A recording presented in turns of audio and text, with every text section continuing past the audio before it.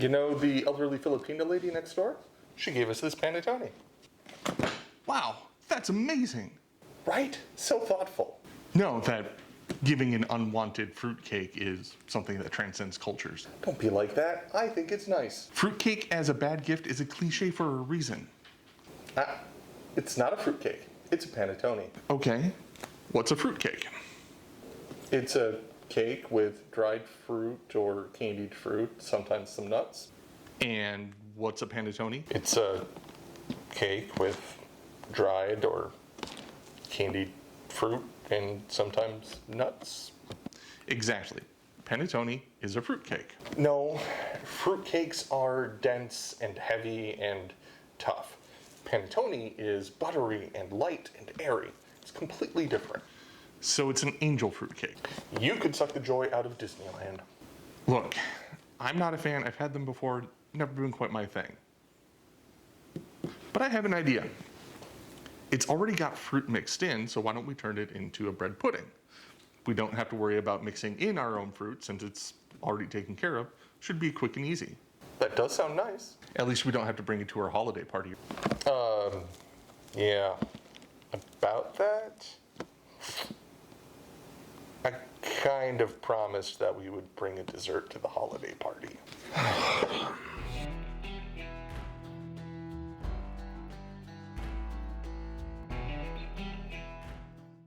Hello and welcome to Breakfast for Pancakes. I'm your host, PK Sullivan. The cold open there is mostly true. My elderly neighbor did in fact give us a Pannetone. I am not a fan from the Pannetones I've had in the past, but I am willing to try and make bread pudding out of it because it's already got the fruit mixed in. That said, this is going to be sort of an improv jazz situation where I need to shoot from the hip, use what I've learned cooking other things, and figure out how to make bread pudding.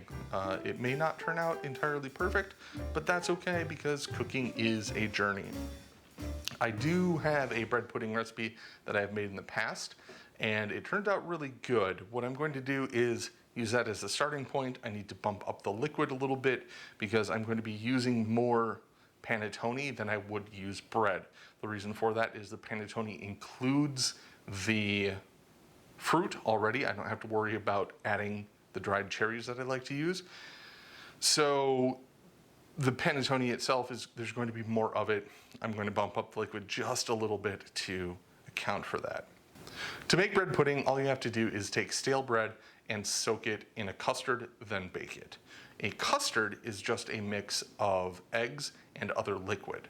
What happens is when you cook a custard, the eggs will thicken the liquid so that you end up either with a nice sauce in some cases, or in the case of bread pudding, you're going to end up with a cohesive whole because the eggs will thicken and sort of bind the bread and the other liquids all together into a single delicious mass. I'm gonna go ahead and open up this panettone because I don't know the state of it. I remember it being dry, but the descriptions I've read of panettone suggest that it's not supposed to be dry, so maybe I had a bad one.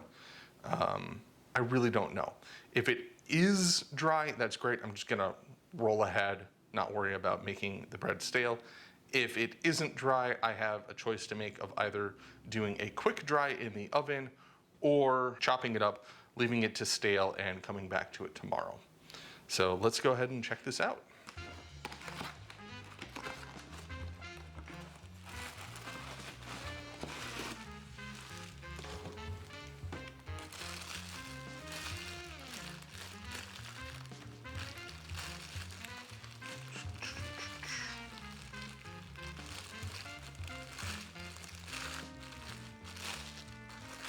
Okay, as I remembered, the panettone does come with this wrapper around the edge of it, so that needs to get removed before I can do anything with it.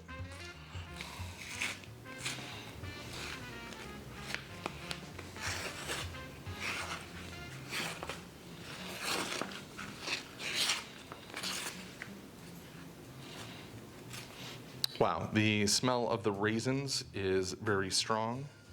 That might actually be another reason why I didn't like panettone the first time I had it. I'm not a big fan of raisins. But okay, so there we go. The wrapper came off pretty easily, and I can tell just by touching it, it's not as dry as I thought, or as I remember, the last one I had. It has a very rich, deep flavor to it. Strong caramelization. You can see the bread, the cake is very browned. So there's been a lot of Maillard reaction going on. Very different from a typical bread. That deep, rich flavor is going to carry over into the final bread pudding. So I'm going to, I think, have to adjust the sweetness in my custard, possibly how I sweeten it, either with brown sugar or just by changing the ratio. I'm not sure. I think I might just do a little bit more sugar than usual. All right, let me get this chopped up and measured out, and let me think about how to address the drying issue. So, in order to make the bread pudding, your bread really needs to be dried out and stale. I was under the impression, based on the panettone I had before, that this should already be fairly dry and stale.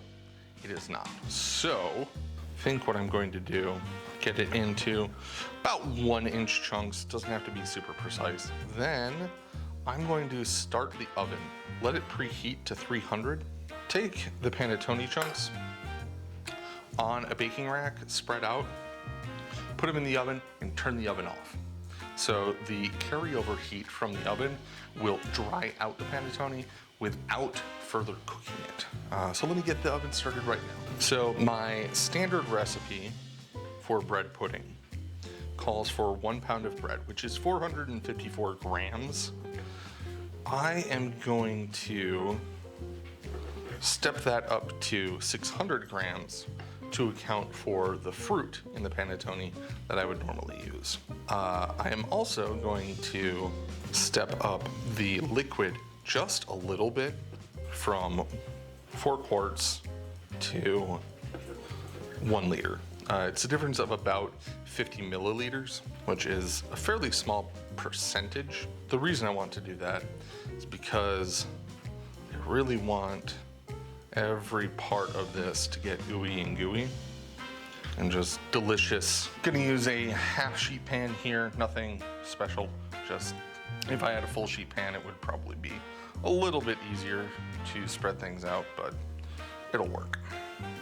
I can also tell just from working with the dough, there's already a lot of sugar in here, I guess. So maybe I shouldn't adjust the sugar content of my custard, because that would probably be too sweet and I don't want that. All right, so while the oven heats up, I'm gonna keep going. The next thing I want to do is measure out all of my liquid. Like I said, I am doing 1 liter. I'm going to be using coconut milk just because I've been using it for my bread puddings for a while and I really like the way it turns out. You can use whatever you want. Regular milk, whole milk, works just fine. You can do a mix of milk and cream. I use coconut milk mostly because my wife and some of my friends are lactose intolerant, so it makes it a little easier for them. This dish actually would be vegan, except the panettone comes with butter. Nothing I can really do with that if I'm working with panettone.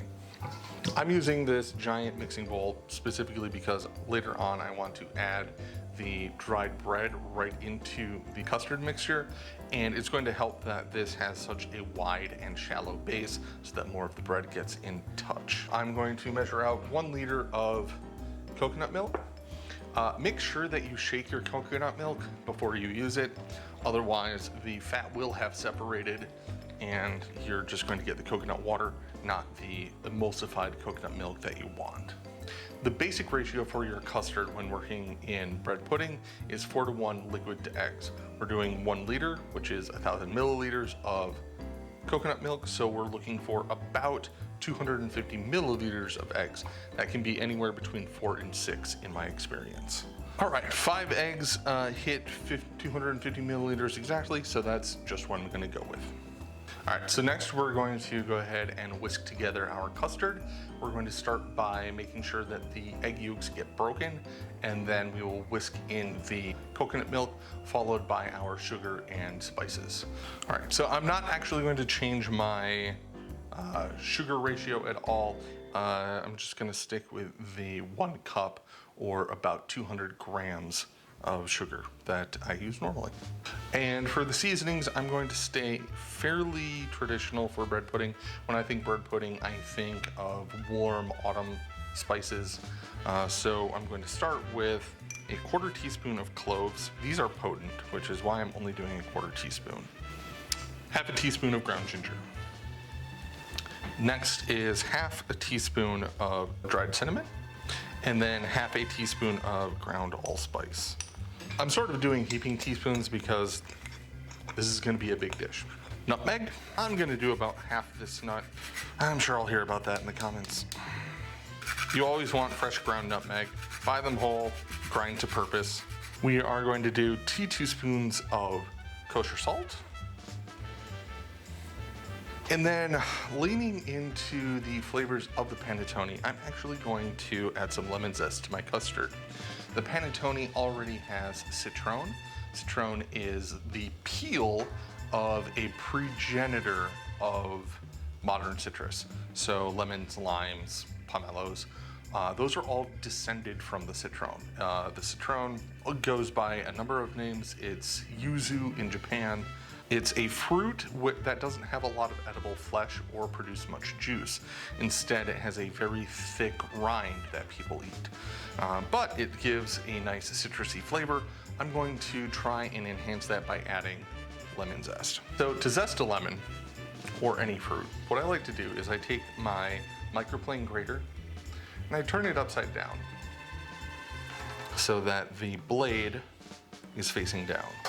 Then I run that across the top of the fruit to be zested. What this does is it lets me see exactly where the blade is in relation to the pith and the fresh peel, while also collecting the zest inside of the edges of my zester. Just a nice little tip for when you're zesting anything, because it makes it a lot easier to collect and use the zest. I'm going to add about 1 teaspoon of vanilla extract. All right, and whisk that all together. My custard is made. I'm going to stick this in the fridge because when I put the bread in the oven, that's just gonna sit for about an hour as the oven cools off. I will see you then. Panettone did dry out real nicely in the oven. I double checked my numbers and it's actually 538 grams is the amount that I'm going for. Converts to 19 ounces. So I'm going to measure that out on my scale. And then we will add that to the custard.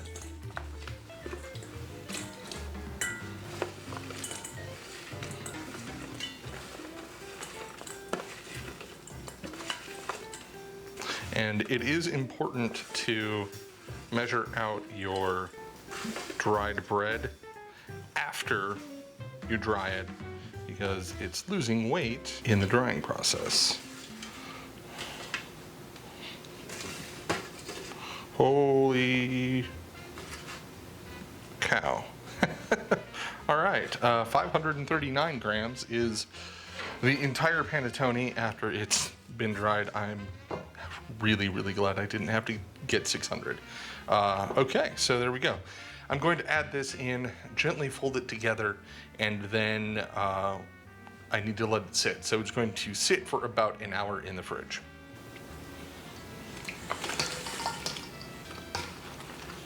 I will admit that I was pleasantly surprised at how good the panettone smelled in the somewhat hot oven while it was drying out. It made the house smell real nice, so gives me hope that this will be a delicious bread pudding. All right, everything's tossed. I'm going to sort of push everything down as much as I can and get this back in the fridge for at least an hour. That really gives the bread time to soak up all of the custardy goodness and just makes for a better bread pudding. Okay, it's been about an hour that the custard and the bread have really been coming together. About half an hour ago, I started preheating my oven up to 350 degrees, and I'm just about to get the bread pudding into the baking dish and into the oven. We're gonna bake this for, I don't know, probably about an hour. The first thing I'm gonna do is toss the bread pudding just a little bit, get everything loosened up and sort of mixed together even a little bit more. But before I do that, I want to add about half of the chocolate chips that I have. I'm using bittersweet chocolate chips, and I measured out 85 grams. So I'm just going to do about half of those here and toss that all together. The reason I'm only doing half is because I want the chocolate chips to be mixed in all the way through, and whatever I put in now is going to end up at the bottom of the casserole dish, almost certainly. So, okay, we've got everything mixed together there. Get a 9x13 pan, and we're just gonna quickly grease that. Pour everything in. So the panettone is very delicate. I've got a lot of crumbs forming sort of a slurry here that I don't get with a more robust bread. I think it'll still be fine. It should certainly still taste good. I'm gonna just let this move around a bit, even out as much as possible before I sprinkle the rest of the chocolate chips in. All right. So at this point, the bread pudding is ready to go into the oven. We're going to be baking it at 350 until it's done. I expect that'll take probably between 45 minutes and an hour, but I'm not entirely certain. Oh, one last trick is using a cookie tray underneath the 9x13. Probably not needed here because I don't think it's going to overflow at all, but better safe than sorry. And this also is good in case the baking dish cracks for whatever reason. That way you don't have a giant mess in your kitchen. All right, like I said, in the oven, 350 for 45 minutes to an hour. We'll come back, check it. The bread pudding's not quite done. It's about 15 degrees shy of where it needs to be. So I put it back in the oven. I'll check back on it in 10 to 15 minutes. Okay, there we go. This is the Pannetone bread pudding. It looks great. There's some excellent coloring here at the peaks of it. I'm pretty happy with the texture of it throughout. The temperature in the middle got up to about 170, 175 degrees. That's just so that the eggs will fully set. The edges of the pan got closer to 200. I need to let this cool. It's actually going to cool for a couple of hours and go in the fridge overnight, and we will cut into it tomorrow. I'll see you then. All right, it's the next morning and we're back. The bread pudding has cooled in the fridge overnight. I think it looks really, really good. Everything firmed up real nicely. It was still kind of jiggly in the center. We've got really great browning here on the peaks where bread was sticking up out of the custard, which is always sort of my favorite part. There is a bit of pooling of white in the center. I think that's where some custard built up in the center. It happens from time to time. I'm not overly worried about it. If nothing else, my wife will love that part. I used bittersweet chocolate chips and they didn't really melt much. So there's some just chocolate chunks right on top. Oh, looks like that one broke off. But yeah, so I'm gonna go ahead and slice out a piece of this and enjoy that for breakfast.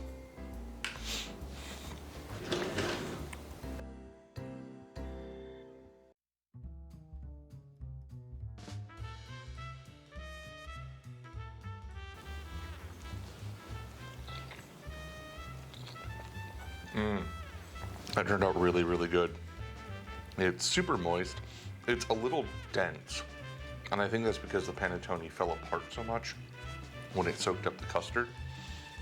So it has a very uniform and dense structure. It's not light. But again, it's bread pudding. Bread pudding is never quite a light, refreshing dessert. The bottom did develop a really nice brown crust, so I'm very happy with that. One of my big complaints about the panettone is I'm not a big fan of the dried fruits that they used. By cooking it in custard, it sort of reconstituted a lot of those dried fruits so that they're a little less sharp, a little less dry and tough. They're softer. So yeah, I like this bread pudding quite a lot. Actually, a lot more than the panettone itself. It's up there with my standard bread pudding, which uses a regular large loaf of bread and some dried cherries. So, am I a convert to panettone? Not entirely, but I know what to do with it in the future if I ever get another one. So yeah, and I hope you enjoyed the sort of freeform jazz riff on an idea here. Wasn't working with a hard and firm recipe, just using some basic guidelines and seeing how it turns out. Thank you for watching.